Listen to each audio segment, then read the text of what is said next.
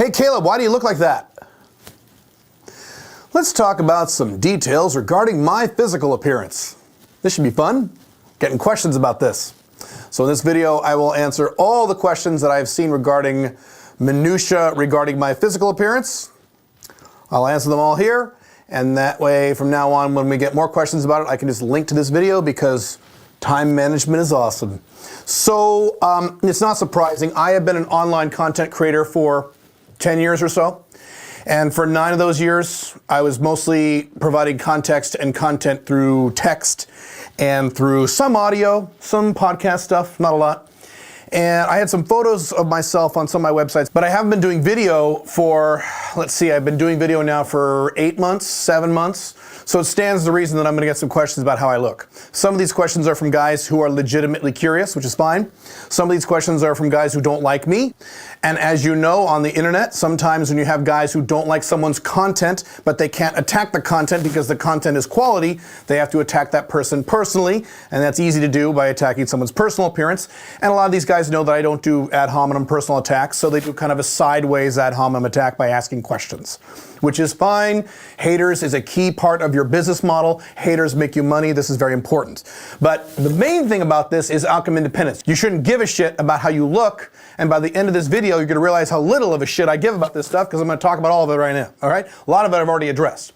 So I'll go through all the questions that I've seen or that my staff has seen regarding how I look physically, and I'll address those. And as I address those, I'll also give you some techniques that you need to use, especially you guys who are over the age of 35, especially you old fuckers like me, things you have to do as an alpha male 2.0 to keep your physical appearance not bad, as less bad as you can as you get older, as you get into your golden years. Okay, all right. So first question I get is, okay, Caleb, if you're almost 50 years old, actually, let's stop right there. So the implication there is I'm lying about my age. And I'm doing an Adam Sandler. So I am saying that I am older to make me look younger. No, I'm almost 50. I just turned 48 years old about a week ago. My birthday is April 20th, 1972. That's when I was born. I just turned 48. Okay, so yes, I am almost 50. I am almost 50, yes. Thank you for the compliment, by the way. I take it as a compliment. People don't believe how old I am when I say I'm almost 50. I'm almost 50. So the question is, this first question is, if you're almost 50, how come your hair looks like that? How come you have such a big, full head of hair? I already explained this 8 years ago. As a matter of fact, I'll post a link to this article I posted 8 years ago about this. I got, 8 years ago, 2012, I got non-surgical hair restoration. So about a third of the hair you see on my head is fake. It's not my hair, okay? It's not a toupee. It's not a wig. That would be awesome. Hang on, baby. I got to take off my toupee. No, it is also not the surgery. It's not hair plugs. That's the surgical option. If you look at that link that I wrote back in 2012, and I told everybody about this the first time, I put pictures down there in that link of how my hair used to look before the procedure and how it looked after the procedure. If you want more detail about it, go ahead and click that link. Now, here's the deal for you. You guys who are over the age of 35, okay? You cannot have thinning hair going forward post 35 as an alpha male 2.0, because as an alpha male 2.0, you are never going to be monogamous ever for the rest of your life, which means you need to attract new women occasionally for the rest of your life. So you can't look good in your 20s and 30s and then look like a pile of shit in your 40s, 50s, 60s, 70s. That's not an option for you. You need to look as least bad you can as you get older. So I've got thinning hair. You can't see it because of my fake hair, but I've got some thinning hair in the front right about here, and I've got a lot of thinning hair in the back. And so if you have that problem, you have 3 options. Option 1 is you shave your entire head, which I'll cover in a second. Option 2 is to do what I did, non-surgical hair restoration procedure, okay? Option 3 is you go ahead and get the follicle replacement surgery. That also works. I know guys who've done that. It looks really good. That's just not the option I chose, but you can. Okay, any of those 3 options are good. Now, whether or not to shave your head. This is an interesting one. Some guys look really good with shaved heads, and it's based on their facial structure and their skin tone. Okay, so some guys look really good when they shave their heads. Other guys, when they shave their heads, look like doofuses. They look like dorks. They look terrible. It looks awful. So it depends on the guy. So my example is, I have 3 brothers. I have one brother who many years ago started shaving his head. He looks great. He actually looks better with a shaved head than when he had hair. He looks really, really good because of his facial structure and skin tone. I have another brother, started shaving his head about 2 or 3 years ago. I love him, he's my brother, but he looks terrible. He looked much better with hair. He should have done what I did, okay? And I'm in that category. If I shaved my head, I would look like a fucking ghost. I would look fucking terrible. It would look awful. I need to have hair. I have that facial structure. So if you have the facial structure where you might look good shaving your head, by all means, please shave your head. If you don't, you're gonna have to look at those options of non-surgical hair restoration or getting the surgery. Either one, doesn't matter. If you wanna click that article below, I talked about this 8 years ago when I told everybody about this already, about what I did, and I go through the different options of the non-surgical and the surgical. There's been some changes in the last 8 years, so maybe I should do an update video or article about that at some point on options for guys as you have thinning hair to address that. Okay, and again, that doesn't mean your hair will look perfect. Does my hair look perfect every day, 7 days a week, the rest of my life? No. There are some times it doesn't look perfect, but it looks less bad than if I had a bunch of thinning hair. It's about being less bad as you get older, not being Tom Cruise. Okay, that's not the objective, okay? Okay. Next question I get is, and this one's kind of a dumb question. It's not the dumbest question. We'll get to that in a second. But the second dumbest question I get regarding how I look is, hey, Caleb, if you're almost 50 years old, why isn't your hair gray? How come you don't have gray hair? Let's see. Why do I not have gray hair? What reason could I have to be almost 50 years old and not have gray hair? If only there was some kind of procedure I could do on a regular basis to make sure I didn't have any gray hair. I dye it. Hello? I dye my hair regularly, about once every 3 weeks or so. So here's the deal on this. I'll give you my history, and every guy's different with this stuff. So when I hit about 33 years old, I'm 48 now, so when I was about 33, 32, 33, 34, started getting gray on the sides of my head, and I kind of liked it. It kind of looked good. I liked how it looked. It was kind of flecked with gray. Over time, I got more and more gray, so I wanted to dial back the gray a little bit. So I used to get a procedure done when I go into the salon where they take out most of the gray, but not all the gray. They leave some gray in because I liked the gray. And then I got more and more gray just on the sides mostly. I have gray on the top now too, but it's fake and a dye it, so you can't tell. But I started getting more gray on the sides. And so one day I was talking to the lady and I said, you know what, let's try dyeing it completely out and just having it back to my natural color. Okay, let's just try that and see how it looks with no gray.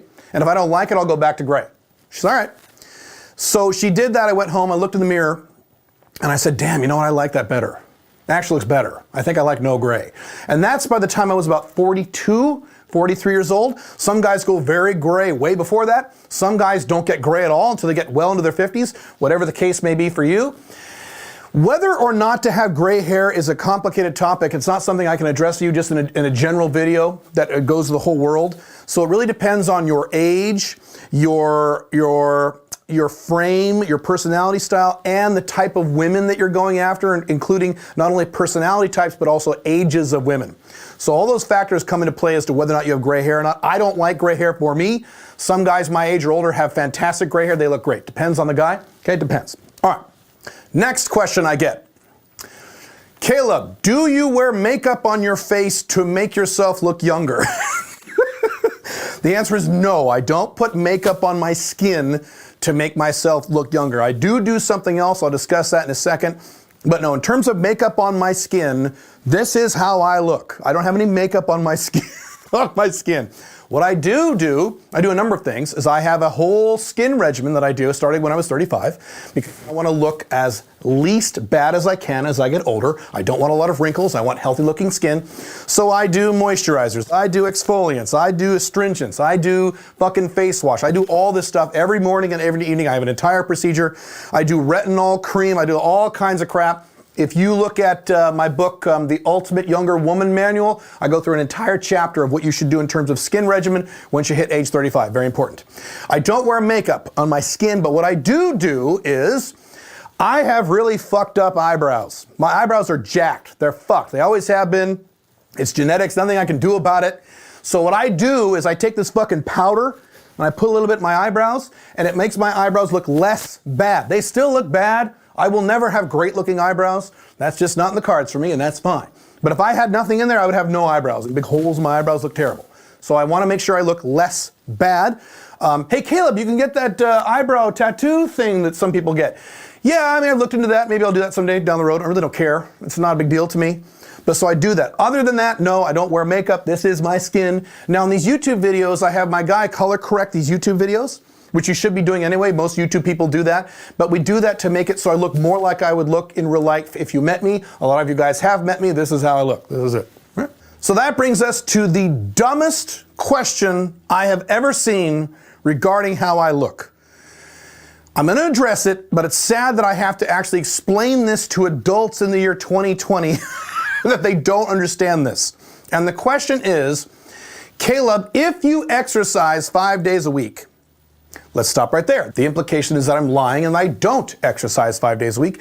Yes, I do. I exercise 5, 6 days a week. I try to get to 7, but rarely do I hit 7. It's usually 5 to 6 days a week. I'm up in that room right up there. Every morning, 5 to 6 days a week, I do mobility stretching, I do weightlifting, I do body weight exercises, and I do cardio. It takes me about an hour. Yes, every day, 5 to 6 days a week. I work hard and I blow my brains out. As a matter of fact, one of these days I'll do a video of my whole day.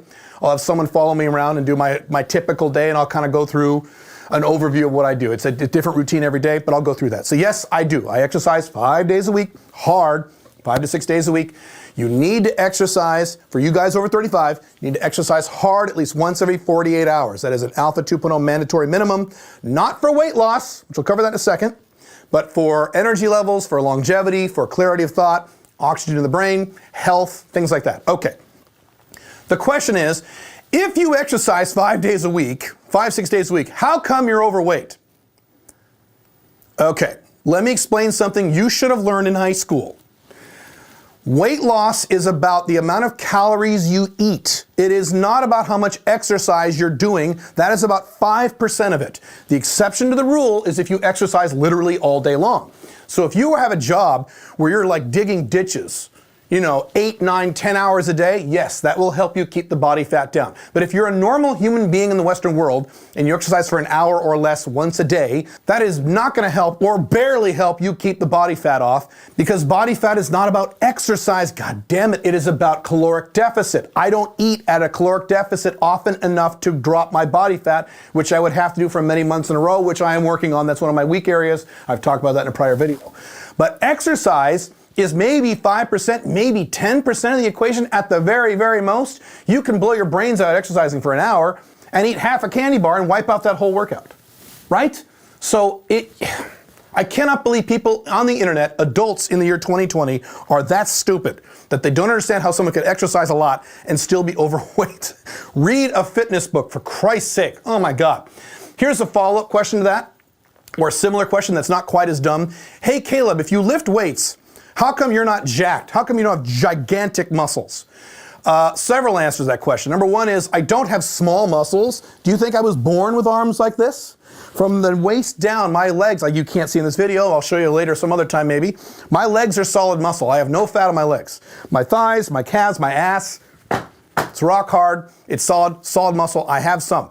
Now, what I don't have is muscle definition from the waist up, because I got more body fat there, okay? Why don't you have, Caleb, why don't you have like giant traps? Dude, you're right. My traps fucking suck. I have beta male traps. They're lame. I need to get those traps up. That's on the to-do list. Why is that? Because I haven't lifted weights consistently for years and years and years. I'll lift weights for a few years and then I'll stop.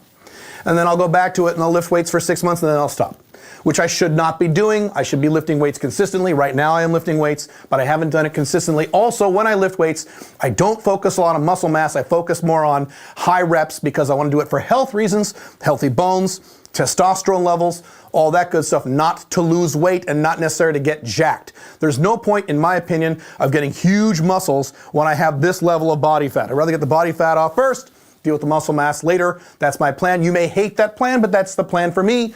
That's the deal. So that's why I don't have this gigantic, amazing muscle definition, even though I have lifted weights off and on most of my life, starting when I was 18. Okay. Next question. I think this is the last question. Caleb, how tall are you? I am 5'10 and a half. So I am just a hair over 5'10.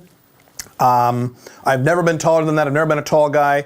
It's strange that some people think I'm tall. I have seen in the past comments on websites about me where guys have said, well, it's easy for Black Dragon to get laid. He's really tall. I'm 5'10. Matter of fact, I am the shortest man in my family. All of my brothers and my dad, including my younger brothers, are 6 foot and above. They're tall, skinny guys. So whenever we have family photos and stuff, There's a lot of jokes like, oh, you little midget, and they pat me on the head. It's great. It's awesome. Okay, so I'm 5'10" and a half. That's why I have written in the past, a long time ago, on some of my blogs about wearing shoe lifts, 1-inch shoe lifts, on first and second dates if the woman is a little taller. So to give you an idea of a framework here, if you are under 5'10", or 5'10" or under, okay, and you're doing online dating, you need to look at how tall that woman is before you meet her on that first date. And if she is 5'8" or higher, you need to wear shoe lifts. You can get them on Amazon, okay? Put in like a 1-inch shoe lift or get elevator shoes if you really want to. And the reason for this is women wear heels, including tall women. So what will happen, this used to happen all the time for me way back. This used to happen to me all the time way back before I figured out what was going on years and years ago. You've got these women who are like 5'8", 5'9", God forbid 5'10", okay? And then they wear 4-inch heels. So what'll happen is you'll go on a first date, you'll be talking to her, everything's great.